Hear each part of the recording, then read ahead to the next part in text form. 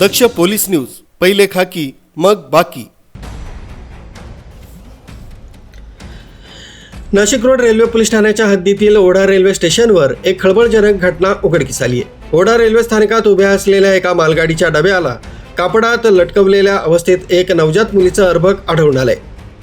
या प्रकरणी रेल्वे पोलिसांनी अज्ञात व्यक्तीविरुद्ध गुन्हा दाखल केला असून त्या चिमुरडीच्या आईवडिलांचा शोध सुरू आहे।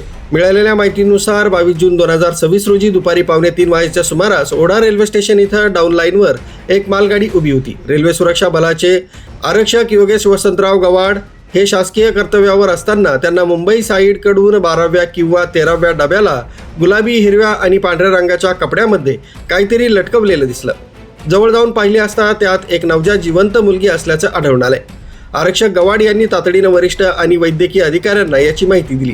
सिव्हिल हॉस्पिटल नाशिक इथं वैद्यकीय अधिकाऱ्यांच्या मदतीनं या नवजात बालिकेला उपचारासाठी तातडीनं दाखल करण्यात आलंय।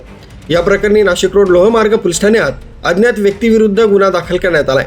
या नवजात मुलीच्या आईवडिलांचा किंवा तिची देखभाल करणाऱ्या व्यक्तींचा शोध घेण्यासाठी पोलिसांनी नागरिकांना मदतीचं आवाहन केलंय। या घटनेबाबत संबंधित व्यक्तींबाबत काही माहिती असल्यास जवळच्या पोलीस ठाण्यात संपर्क साधण्याचं आवाहन पोलीस निरीक्षक सचिन बरकर यांनी केलंय। न्यूज ब्युरो दक्ष पोलीस न्यूज नाशिक।